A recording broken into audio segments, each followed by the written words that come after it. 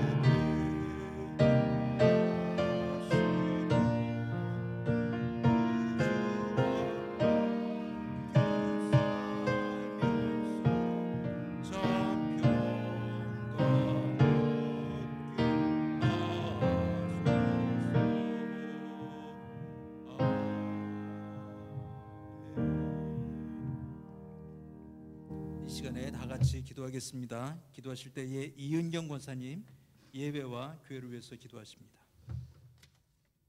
거룩하시고 자비로우신 하나님 아버지, 이 시간 저희를 주님의 성전에 불러주시고 예배드리게 하심에 감사드립니다.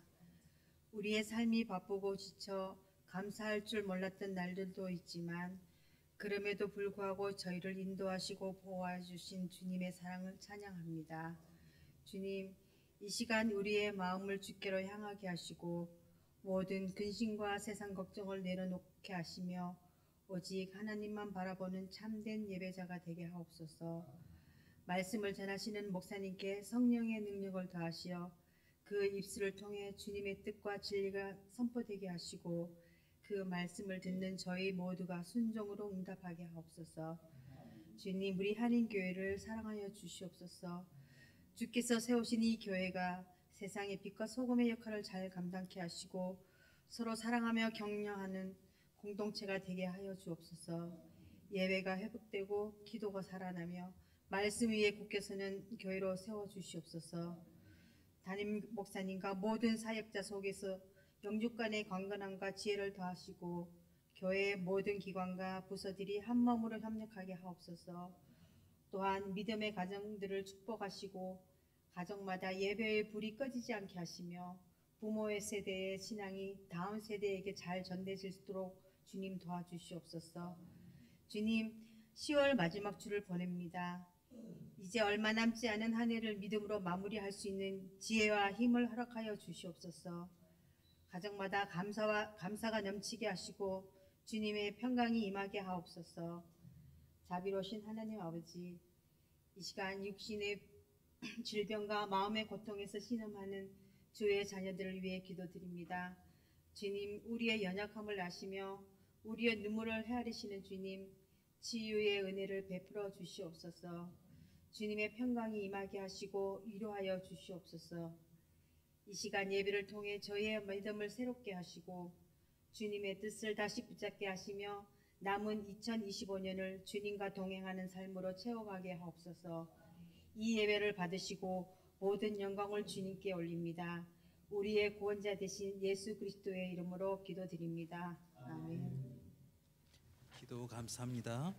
오늘 하나님 우리에게 주시는 말씀 같이 보십니다. 빌립보서 1장 9절에서 11절 말씀, 빌립보서 1장 9절에서 11절 말씀, 저와 여러분이 한 목소리로 같이 읽으시겠습니다. 빌립보서 1장 9절부터 11절입니다. 같이 읽습니다. 내가 기도하노라. 너희 사랑을 지식과 모든 총명으로 점점 더 풍성하게 하사 너희로 지극히 선한 것을 분별하며 또 진실하여 허물 없이 그리스도의 날까지 이루고 예수 그리스도로 말미암아 의의 열매가 가득하여 하나님의 영광과 찬송이 되기를 원하노라. 아멘. 저는 며칠 전에 한 성도를 만났습니다. 이 성도는 오랫동안 교회 생활을 했던, 교회에 나왔던 성도입니다. 근데 이제 교회를 안 나간 지 10년이 넘었습니다. 가정을 이루고 자녀가 있는데 이제 교회를 다니지 않습니다. 그렇다고 이분이 신앙을 잃어버린 것은 아닙니다. 여전히 예수 그리스도를 믿고 사랑하는 마음이 그 안에 있습니다. 근데 왜 교회를 더 나가지 않는가? 왜 교회를 찾지 않는가? 여기에 대해서 잠시 얘기할 기회가 있었습니다. 제가 어렸을 때부터 알던 성도라 편하게 말을 했습니다. 그 성도의 고민은 이거였습니다. 교회 나가니까 너무 많은 봉사를 시키더라라는 것입니다. 이것도 해라 저것도 해라. 근데 전혀 자기는 원치 않고 시간도 없고 또 능력도 없는데 교회가 자기에게 너무 많은 일을 시키더라. 근데 처음에는 그것이 아버지가 교회를 다니시니까 또 형제가 교회를 다니니까 할 수 없이 그 일을 다 감당했다고 말을 했습니다. 근데 그 일을 억지로라도 감당하고 났더니 점점 더 보람과 기쁨이 있는 것이 아니라 더 많은 일이 맡겨지고 그것보다 더 많은 일이 점점 맡겨지는 것 같아서 더 이상 교회를 다니지 않는다, 이런 이야기를 들었습니다. 근데 그것이 다가 아니었습니다. 그것은 겉으로 교회 생활이 얼마나 어려웠는가에 대한 이야기고 그 내심에 있는 이야기, 가장 속에 있던 이야기를 들었습니다. 그 이야기는 자기가 신앙생활을 너무 율법적으로 한다는 것입니다. 너무 율법적으로. 예수를 믿었는데 자기 안에 기쁨이 없다. 이것도 안 해야 되고 저것도 안 해야 되고 이것도 해야 되고 저것도 해야 되는 것이 자기에게 버거웠다라는 이야기를 오랫동안 한 적이 있습니다. 근데 제가 그 성도의 고민을 들으면서 이것이 그 형제에게만, 그 집사님에게만 있는 고민일까 하는 생각을 했습니다. 아닐 거라고 생각합니다. 모든 성도가 교회 열심히 다니고 또 각 교회마다 그 열심히 섬기는 성도들마다 이 고민이 모두 있었을 것이다라는 생각을 했습니다. 교회에 일이 많고 사람이 많이 필요하고 사람은 점점 없고 믿고 맡길 만한 사람은 늘 손에 몇 꼽을 만큼 있고 그러다 보니까 그 사람에게 더 많은 일을 맡기게 되고 일은 돼 가고 또 그 한 해가 지나가고 또 한 해가 지나갈수록 그 사람 없으면 그 부서 일이 안 되는 일들이 각 교회마다 있을 수밖에 없습니다. 우리가 가끔 그럼에도 불구하고 그 성도와 그 봉사를 할 때 그 자리에서 열심을 섬길 때 그는 정말 열심과 기쁨과 감사로 섬기고 있는가? 아니면 교회가 맡기니까 할 수 없이, 교회 안에 가족이 있으니까 할 수 없이 그것을 버티고 있는가를 체크해 볼 필요가 있다라는 것을 그 형제에게 느꼈습니다. 근데 그것은 시스템에 관한 일이고, 더 나아가서는 한 성도가 교회를 나와서 예수 믿고 나서 그 신앙생활 속에 기쁨이 실제로 있는가, 아니면 억지로 율법주의로 내가 교회를 나가야만 해야 하고, 또 기도를 해야만 하고, 봉사를 해야만 하고, 헌금을 해야만 하고 하는, 그런 이래야만 하고 저러면 안 되고 하는 그 모든 율법 안에 그리스도로 얻은 구원의 기쁨은 잠시 있다 사라지고, 그냥 내가 해야 될 일을 하고 안 해야 될 일은 안 하는, 그 율법에 있었던 유대인들 같은 신앙생활을 하고 있는 성도가 얼마나 많을까 하는 생각을 잠시 한 적이 있습니다. 분명히 예수께서는 우리에게 복음을 주시고 생명을 주시고 자유함을 주셨는데, 그 구원을 받고 그 자유함을 얻은 우리는 그 자유함을 느끼지 못하고 그 기쁨을 누리고 있지 못한 것이 아닐까 하는 걱정이 되는 것입니다. 예수께서 십자가에 달려 죽으셔서 우리에게 주신 것은 또 다른 율법이 아니었습니다. 너는 내가 구원해 냈으니까 이걸 꼭 해야 되고, 너는 내가 구원해 냈으니까 절대 이것을 하면 안 되고의 삶이 예수 그리스도의 십자가로 우리에게 주신 것이 아니고, 이제는 그 어떤 죄의 그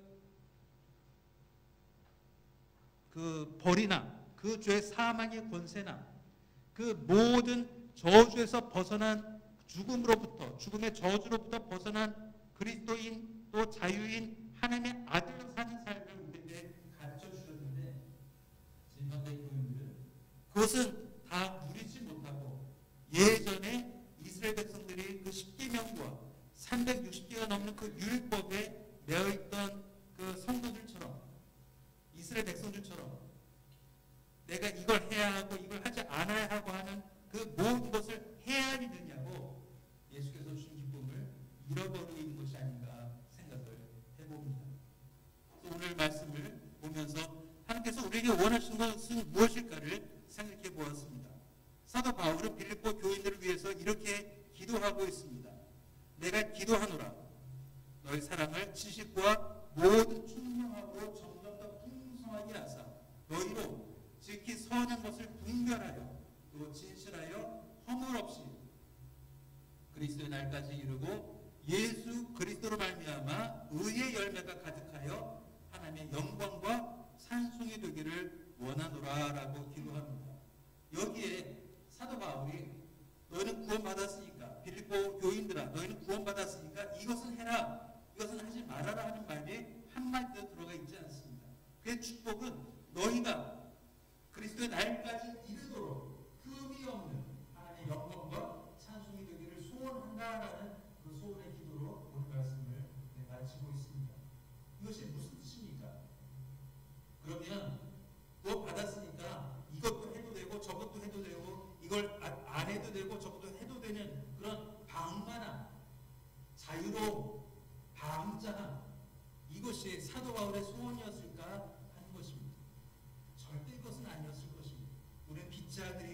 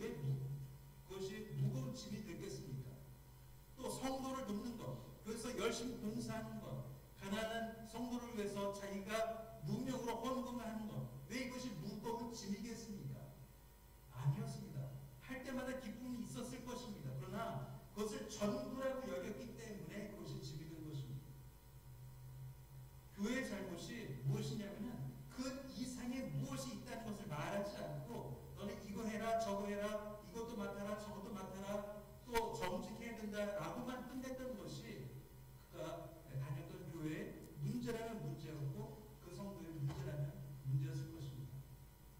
복음의 넓이를, 복음의 그 충만한 크기를, 풍성함을, 하나님이 주셔도 남음이 있는 그 넓은 자유함을 누리지 못하고 마치 새로운 율법을 가진 사람처럼 살아왔기 때문에 구원받았다는 확신은 있지만 그 안에 기쁨도 보람도 없었던 한 성도를 본 것입니다. 복음은 거기에 그치지 않습니다. 거기로 리미트 되지 않습니다.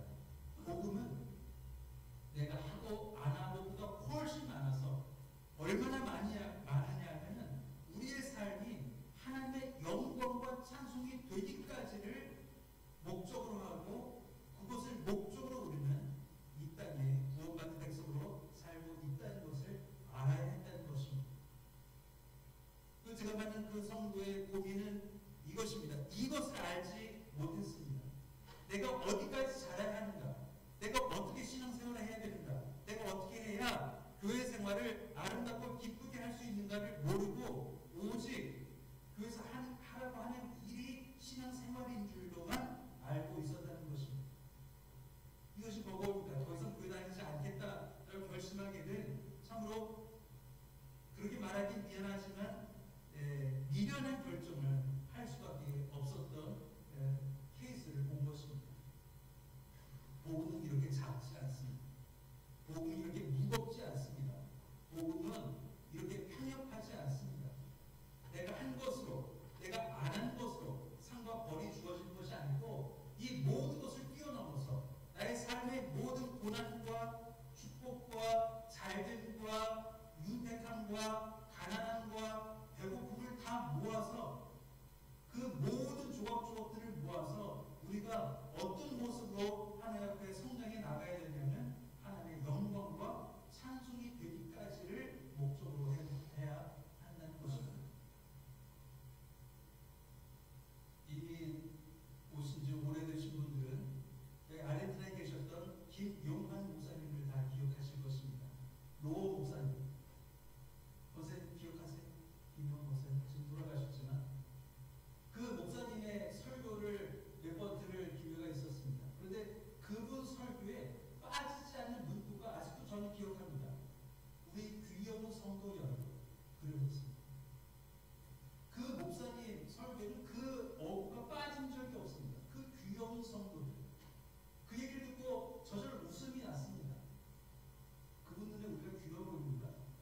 그분 눈에 우리가 어려 보이는가 이렇게 생각하고 그 말씀을 들을 때마다 웃음이 났습니다.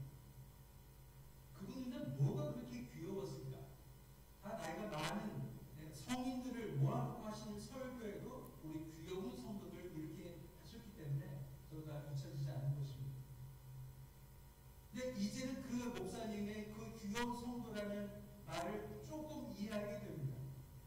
무엇을 하고 잘하고 탁월하게 하고를 떠나서 예수 믿는 성도로 주일에 모여서 같이 찬양하고 있다는 것이 그분 눈에는 다 귀여워 보이는 것입니다.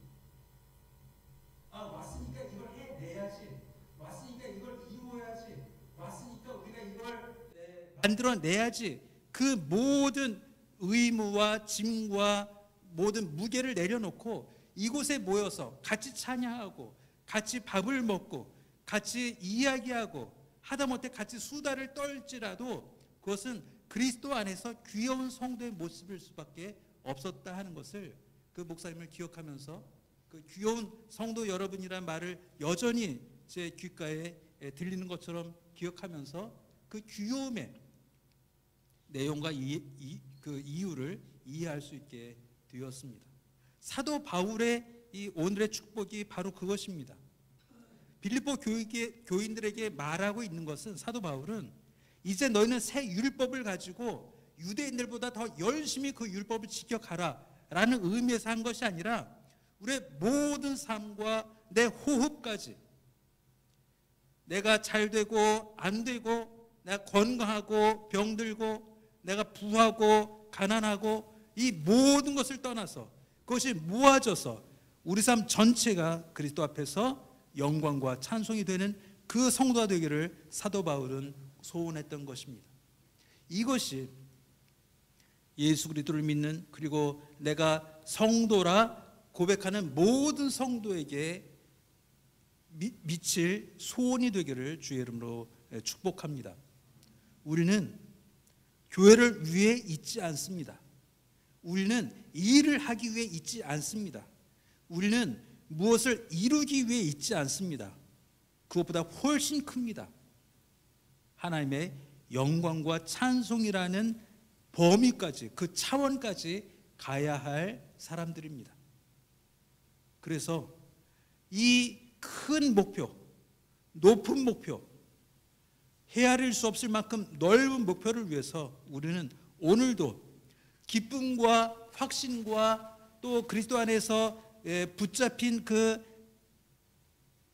자유함을 가지고 오늘도 열심히 그리스도 앞에 매달리려고 하고 붙잡으려고 하고, 그것이 어렵다 할지라도 실패와 좌절로 마감되는 것이 아니라 또 한 번 하나님을 위해서 나는 내일, 내년에, 그리고 내 온 삶을 다해서 하나님 앞에 영광과 찬송이 되는 인생을 살아내고야 말 것이다라는 기쁨과 감사가 있어야 하는 것입니다. 이것이 없으면 우리 성도의 삶은 참으로 고단할 것입니다.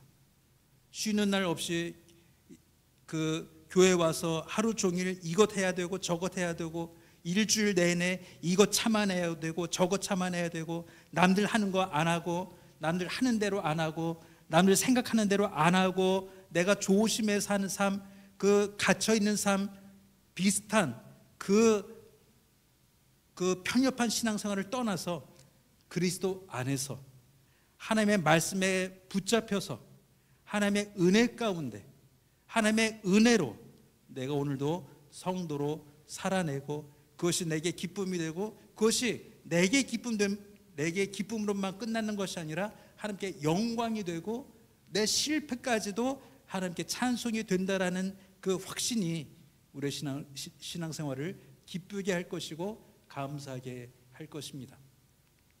그래서 저는 그 젊은 집사님에게 헤어지면서 그 얘기를 했습니다. 다시 한번 교회를 가라.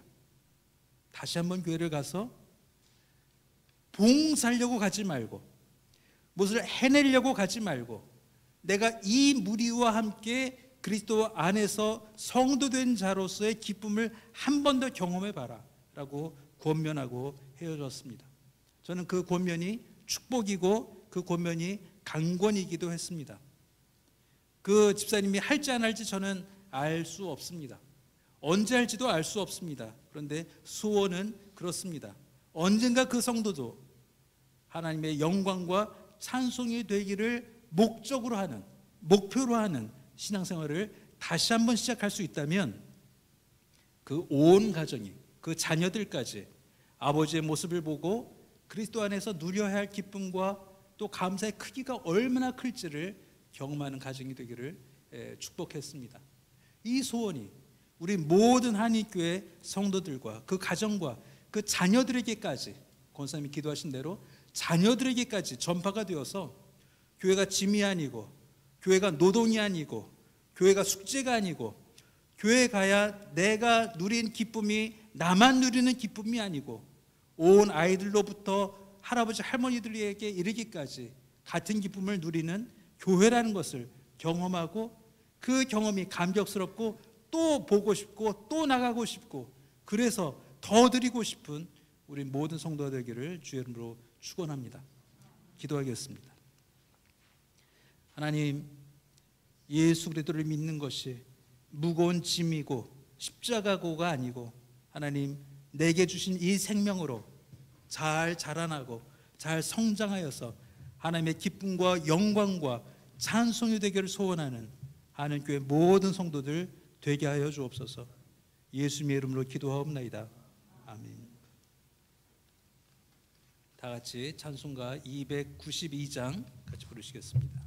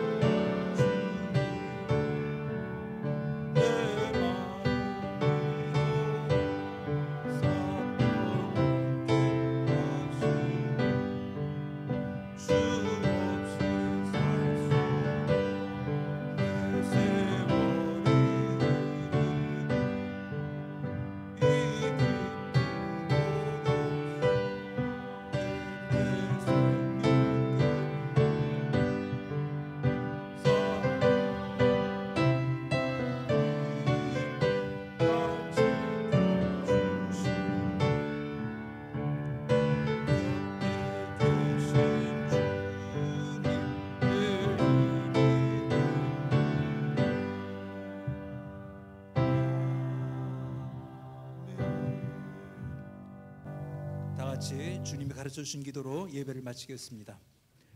하늘에 계신 우리 아버지여, 이름이 거룩히 여김을 받으시오며 나라의 임하옵시며 뜻이 하늘에서 이룬 것 같이 땅에서도 이루어지이다. 오늘날 우리에게 일용할 양식을 주옵시고 우리가 우리에게 죄의 진야를 사하여 준 것 같이 우리의 죄를 사하여 주옵시고 우리를 시험에 들지 말게 하옵시고 다만 악에서 구하옵소서. 대개 나라와 권세와 영광이 아버지께 영원히 있사옵나이다. 아멘.